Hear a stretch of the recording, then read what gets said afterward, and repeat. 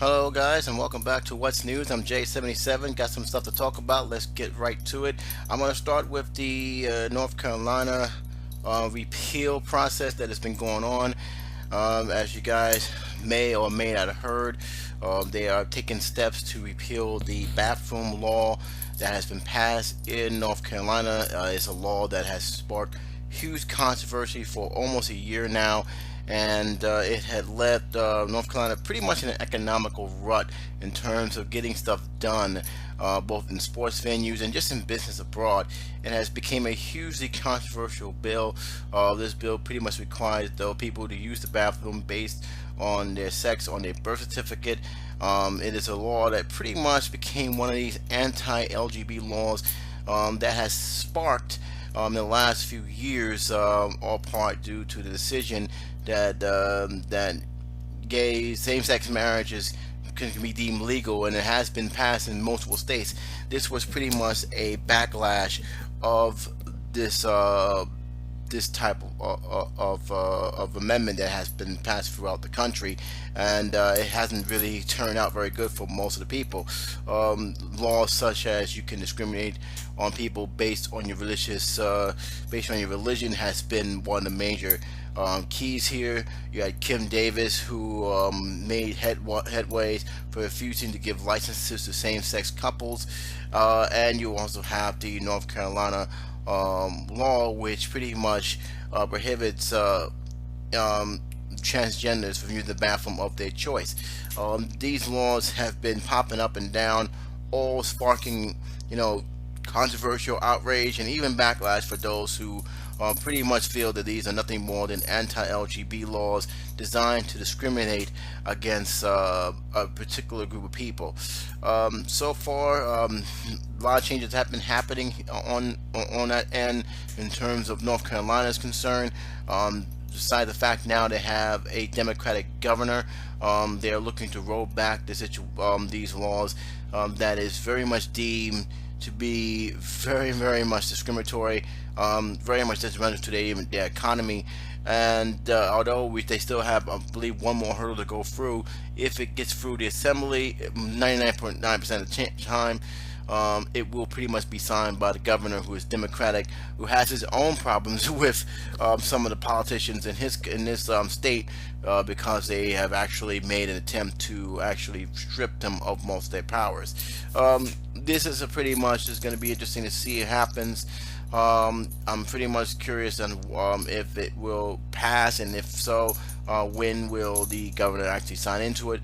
But most importantly, this actually brought up a question that I actually spoke to a lot of my co-workers, as well as just people, mostly women abroad, about this law. And what I got, and it's kind of a little bit surprising, but also pretty much brings the reason why these laws even exist.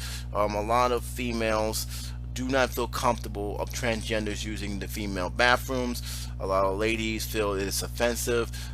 It is also invading of privacy, and these kind of emotions I experienced firsthand by some of my female coworkers at work, where they wasn't used to seeing a transgender person go and use their bathroom. They feel it's a violation, and even the older ones felt that they was just not used to seeing that and felt appalled by it. A lot of the younger workers, ages 23 and didn't have that much of a problem, as much as the next person. They actually hung out with the person in question, which name I will not bring up. And basically they didn't feel it was a big deal.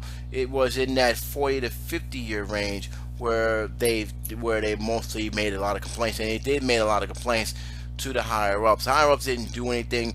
In fact, the lady, the person who they complained about, actually found a new job beyond warehouse work, so that actually things have cooled down. But it did bring up question of what people's personal feelings on it. It doesn't always have to be religious based, and that's something that I've grown to realize when it came to this type of issue.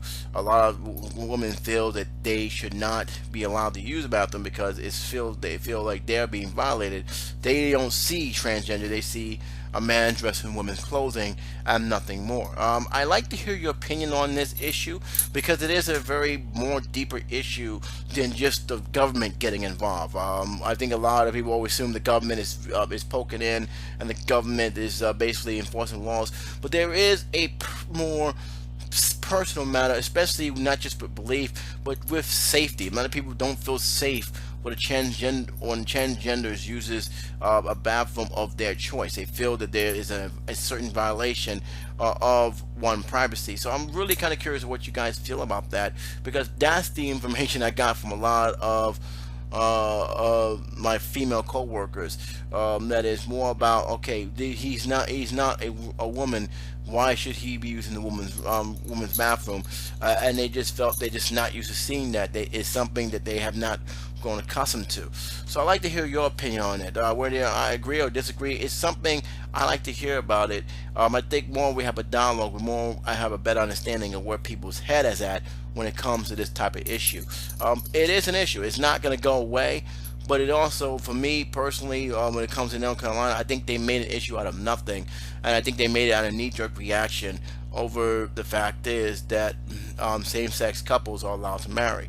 But a lot of people do feel differently, so I'd like to hear your opinion on this matter when it comes to this type of issue. Moving right along, yesterday was the funeral service of a slain black man who was killed by a white supremacist in New York. Don't know excuse me, don't know if this was made locally or just stayed locally or made internationally. Most likely it was, but it was a very serious situation where a man came from another state to New York to commit a crime, and even after committing a crime he turned himself in, and yet there was no remorse. There was no sign of regret. It was just pure lack of empathy. He basically came there to not only to kill a black man, anybody. It could be me on the streets for I know. But basically he did it in New York just because it was the media capital of the world. He did it for attention. He wanted to create unease between the races. And to me, this is it's very, very sad, and it's very, very sickening that this is a person who didn't realize that he not only just killed a man, he killed a brother, a father, a son, and yet that doesn't seem to register to him. All he sees is the color of this man's skin, and this to me is one of the main reasons why we cannot just ignore a lot of the racial tension that has sparked over the last 8 years. And I really think it's time. Like I said, a lot of people said that this hate must stop, but it comes with us. This man lost his life. An honest working man, a family man. Life is gone. His children, his family is now without a father, mother without a son. And the only thing this person can think about is the color of his skin and nothing else. And it really, really bothers me. It really, really saddens me that there are still people out there who has allowed their hatred to consume them to such a degree that allows them to go travel all the way from one state to another to commit this heinous act, and to do it just to get it, and to do it and to get attention for it. Because the reason why he went to New York is because he knew that this is one of the big top media capitals of the world. This is definitely no question about that. Next to Los Angeles and of course probably Chicago, the big medias do reside here. So this has been this has been very well planned. The charges are very much street, except for one. I'm gonna get to that in a second. He's being charged as for murder, charged as a hate crime. Yet there's one charge that I'm actually kind of surprised with, and he's been charged with an act of terrorism. I don't know how big that's going to stick. I'm kind of surprised they actually even put that on there. For the reason is, when I thought about the terrorist acts, like I think about a large group of people being, basically committing that entire kind of intimidation. I never thought it would be on the person attacking one person. But then again, maybe it's just me not reading into the penal code, the specific writing of the law. My original feeling is they just put it there to mount more charges. Those who know the criminal justice system as well as just the court system, they do a mountain of charges, but pretty much half of those charges or a good portion of charges get swept away, and the major charges they want to charge them for gets stick in. Another thing is that the prosecutors like to use this as a bargaining tool, try to get him to cop a plea, and if you don't cop a plea, we'll pursue on this charge, and later on charge them with what they actually really want to do.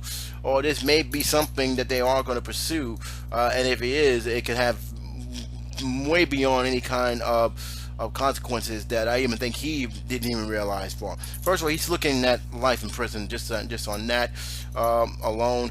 I don't think this is a federal case, so it pretty much will be up to the state. But he's looking at life. He's looking at life without parole, just for the murder alone. So I'm kind of curious just how much more they want to push the charges, and how much more they want to, how much more charges that may actually be built onto that. So far, there's only been those charges: murder, hate crime charges, as well as this charge.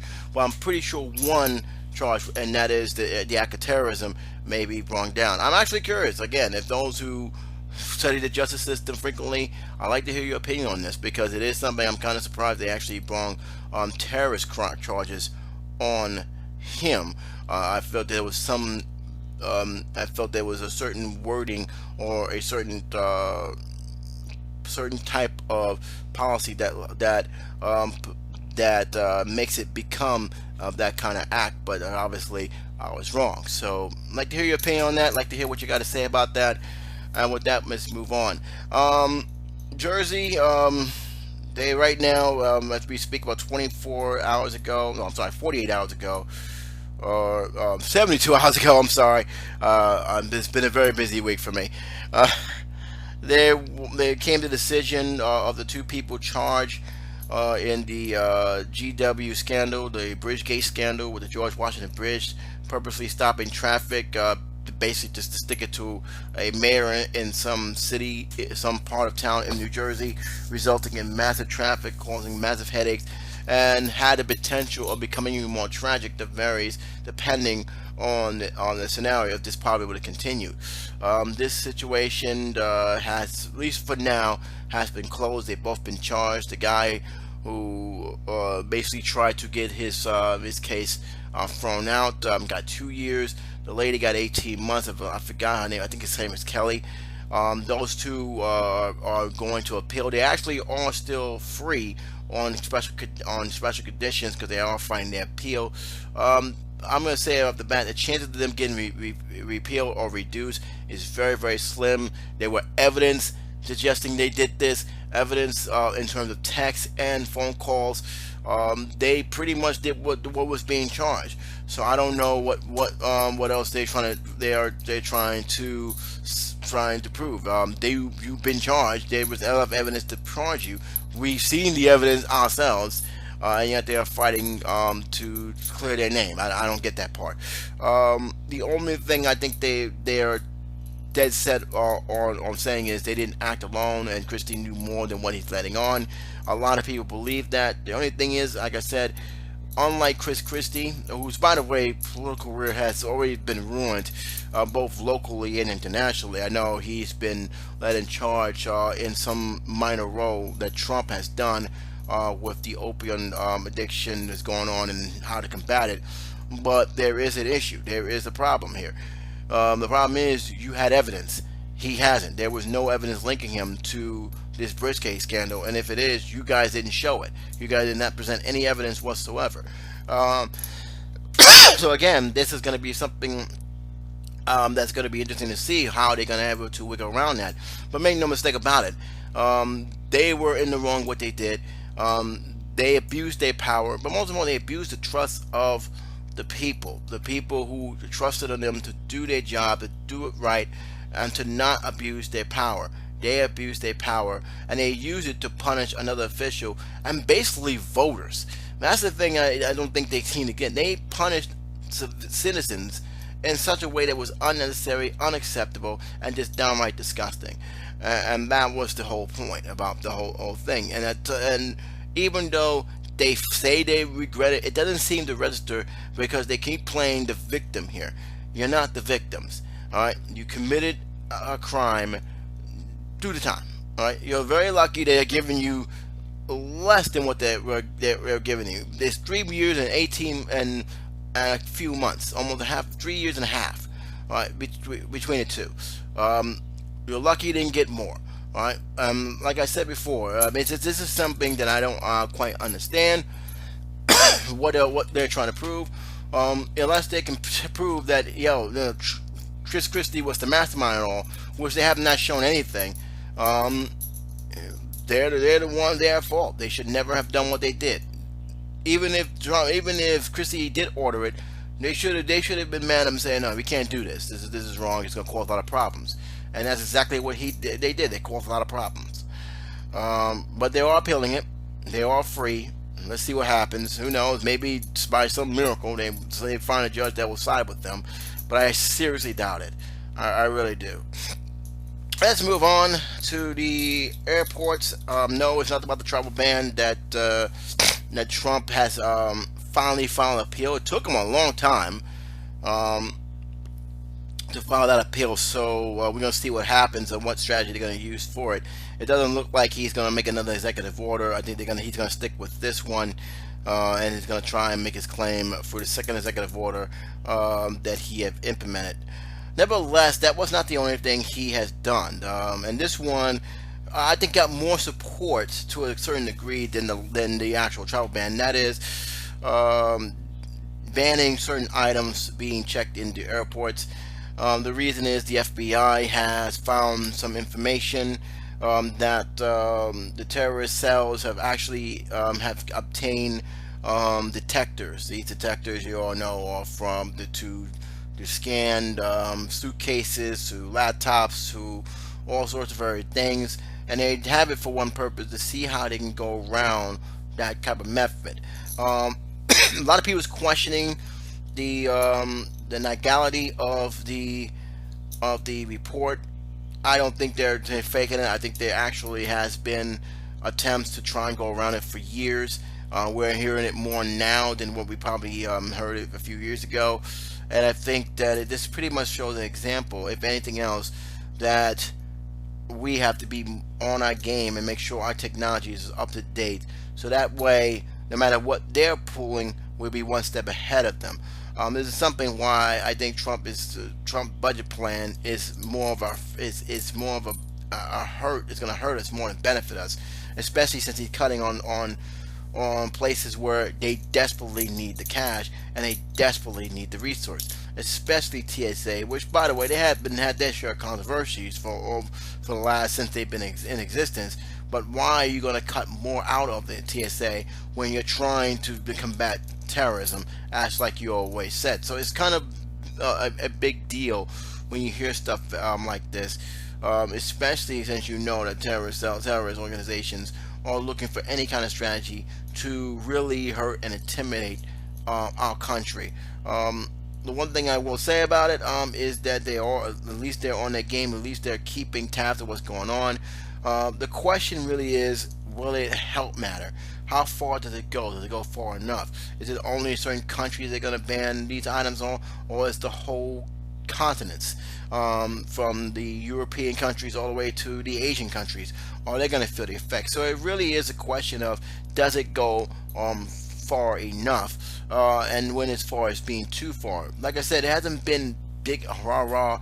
This is not like the Middle East travel ban that Trump has been fighting for, but it is something to keep in mind, because again, it ain't just them that use computers. We do, and there's a lot of people who does businesses on their computers and laptops, and if they ban them from the flight, because they're saying they're not allowed to have these. Period. If you ban them, how it's gonna affect not just the ordinary people, but business people who on their laptops, who on their computers, who's online to conduct business. So it is going to be a domino effect on this, especially if they enforce it to a large amount of degree. But then again, you can't deny that These terrorist cells are looking for any small little cracks to do their terrorist deeds. And this is one of them, unfortunately.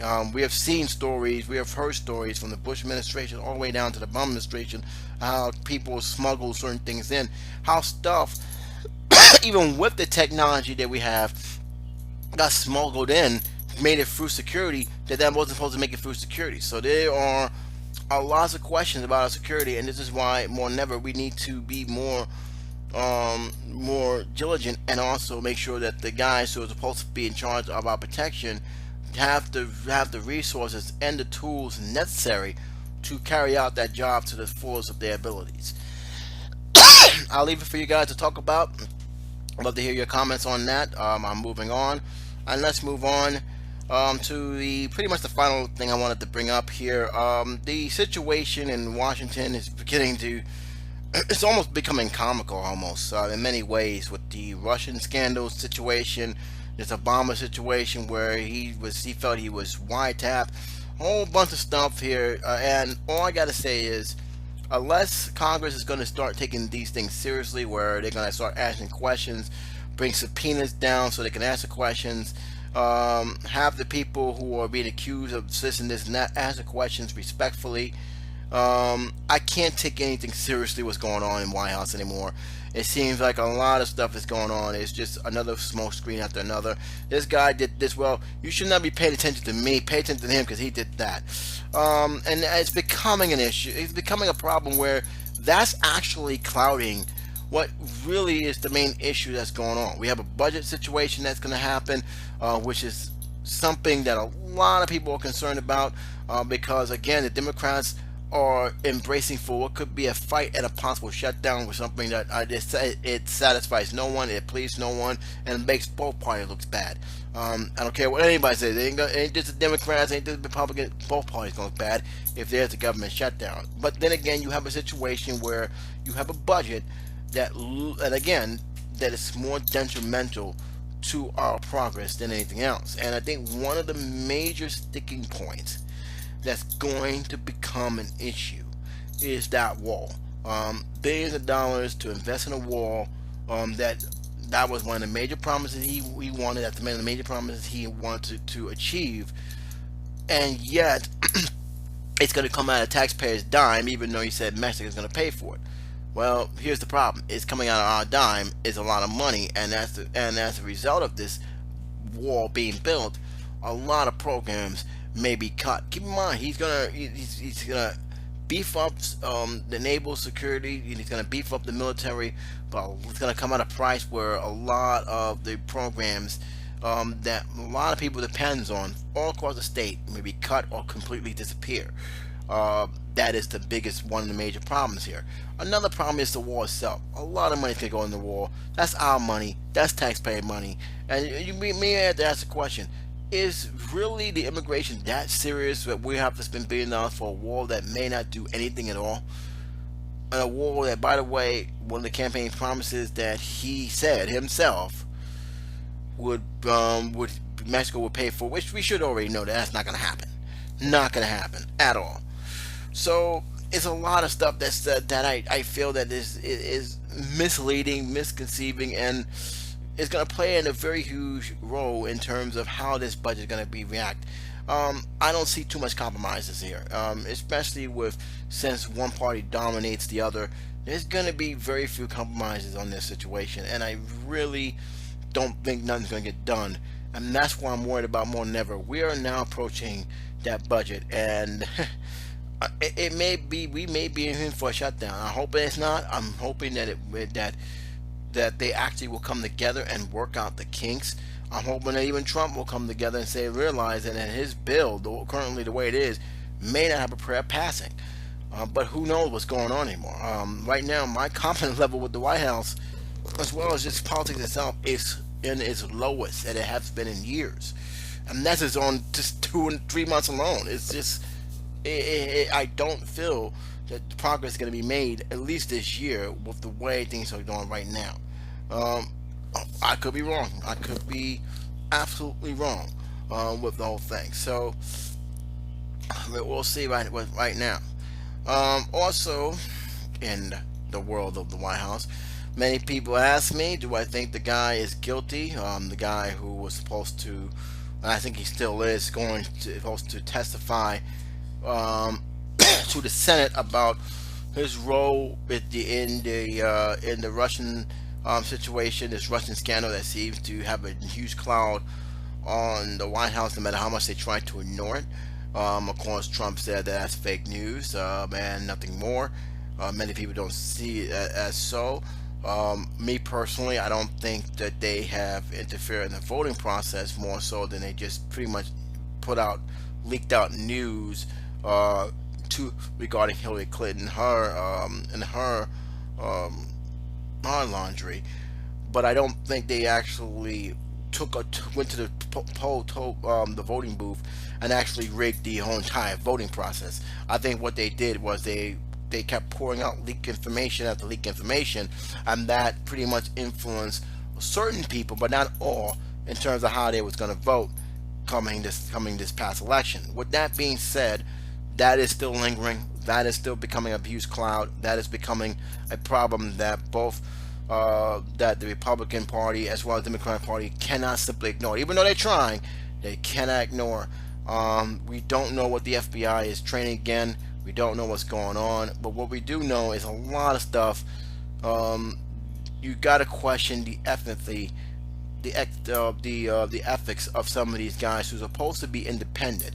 One of them is a guy who they've been asking to step down. He was a person who was supposed to lead the investigation, but yet for some reason, which scratched my head, and basically I question his loyalty to being objective. Went to the White House and briefed the president. Why would you do that? You're investigating the White House. The last thing you want to do is give them information. You're basically giving them how to sidestep some of the stuff that's gonna come out. So there's a big question on that. There's a big question on the fact is that some people that certain people should testify. One of them happens to be a person who got fired after 2 weeks, 3 weeks on the job because he lied about his conversation with Putin, and he have asked for immunity before testifying, which the Senate, of course, said no. Do I think that he was in the wrong of doing that? No. Do I think he had every right to say he wanted immunity? Yes. Do that mean he's guilty? No. And I'll explain. People are going to be shocked to hear me say this, but here's the thing. When you're dealing with people who are looking to hang you out to dry, when you're dealing with any kind of authority figure who wants you to come in for questioning, you don't want to come in without being prepared. In other words, you want to make sure you have your lawyers with you.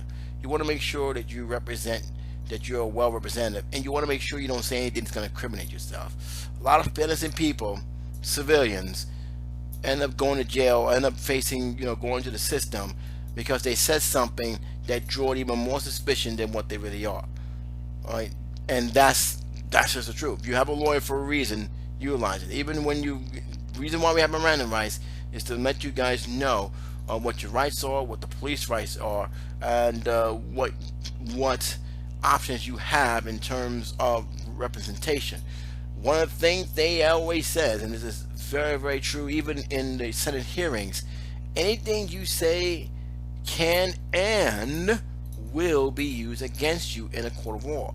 So anything that person says is going to be looked at as a possible incrimination of information that he himself volunteered himself, because he was the one who spoke it. And that's a very key here.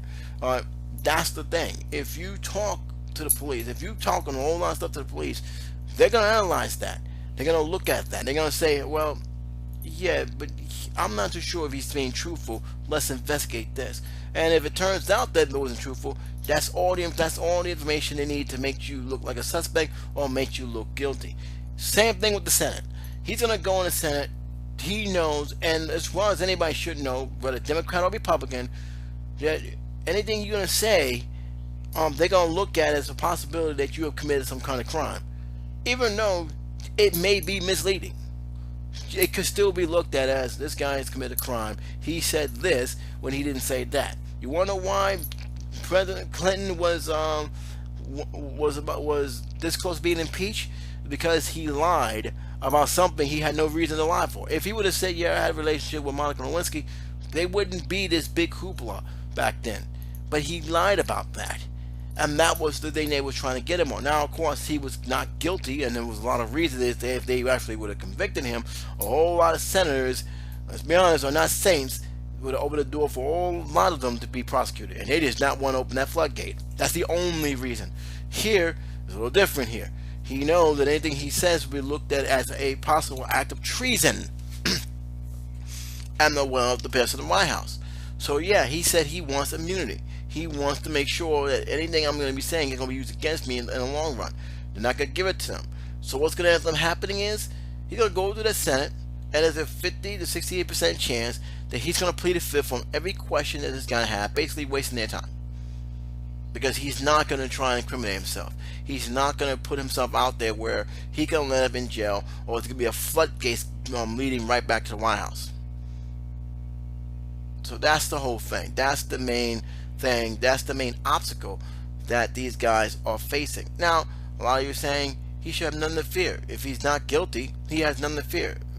I can tell you right now, there's a lot of not guilty people who wish they had a lawyer when they talk to the police.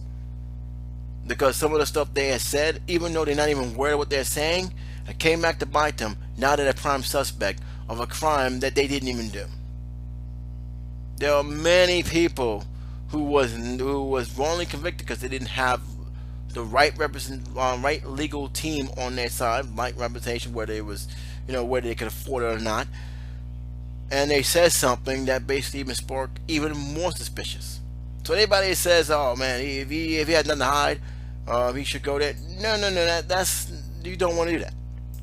Whether you're a politician or even a civilian, a private civilian, you don't want to do that. You always want to make sure that you have the right legal representation, the right legal advice, and you want to make sure that anything that's been used against you, anything that could be used against, that nothing will be used against you down the road. He's going in there into a lion's den, so I can completely understand why he's saying, "Look, I'm on immunity.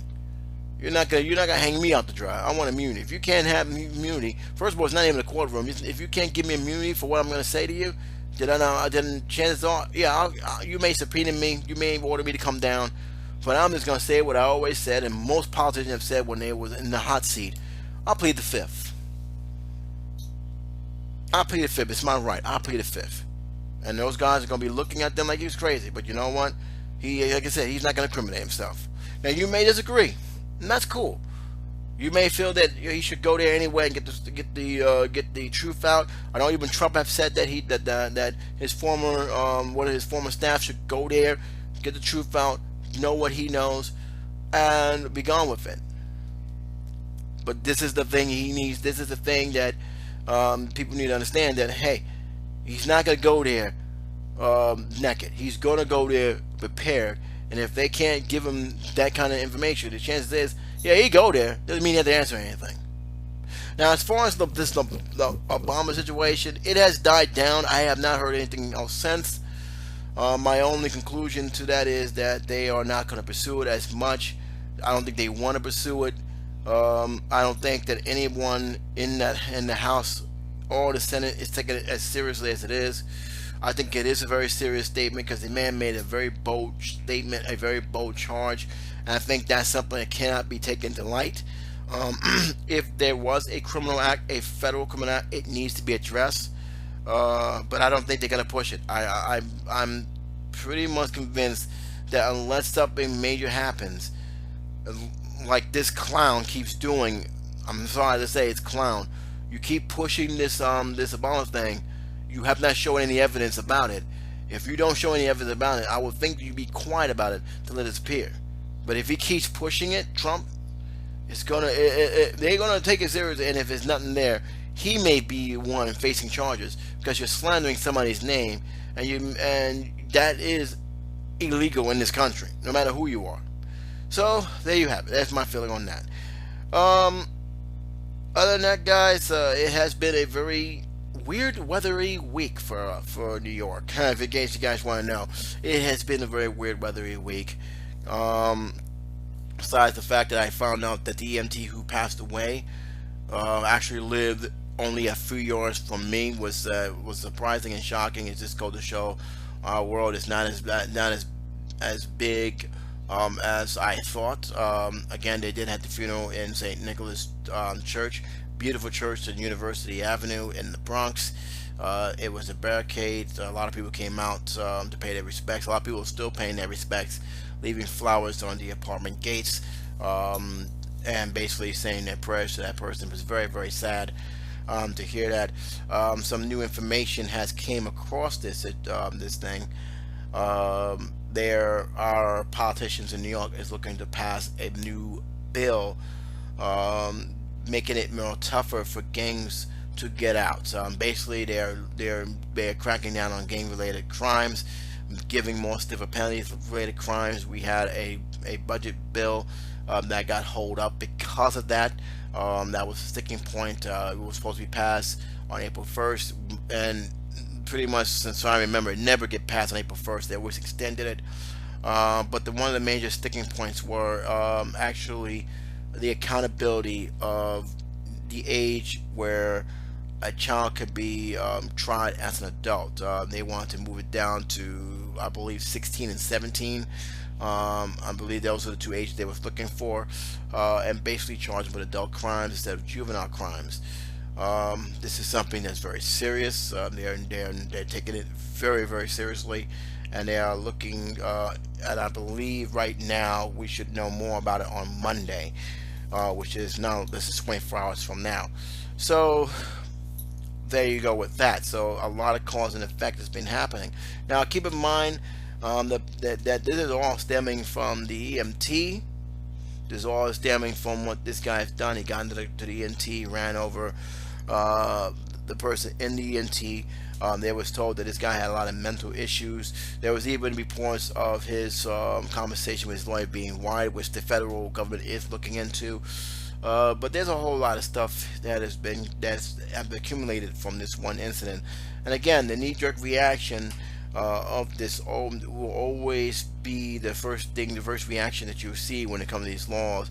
Not how the law is going to affect everybody else. Just the laws is there. It sounds good on paper, and they're going to throw it out there. Right now, they are in the hot discussion. Right now, they are looking to lower the requirement to be tried as an adult, and largely because a lot of stuff is happening at the age between the age group of 15 and 19, and they're looking to get these guys and basically make an example that if you commit a crime here or commit any gang-related activity crimes here, you're going to be punished. You're going to be punished severely. So a lot of this is to be tougher. A lot of them is to put people in jail a lot longer than if they would have probably been charged as juveniles. So what's your feeling on that? What's your feeling on those, what I just discussed? Let me know below. I'd like to hear your comments. And that's pretty much it for what's news, guys. It's been great. As usual, leave the comment section below. Let me know what you feel about the topics I've talked about. Let me know if you agree, disagree, or have your own feelings on this topic that you either follow or have heard about throughout the states or even another country. But until next time, this is J77 saying take care, be safe, and I'll talk to you soon. Bye bye.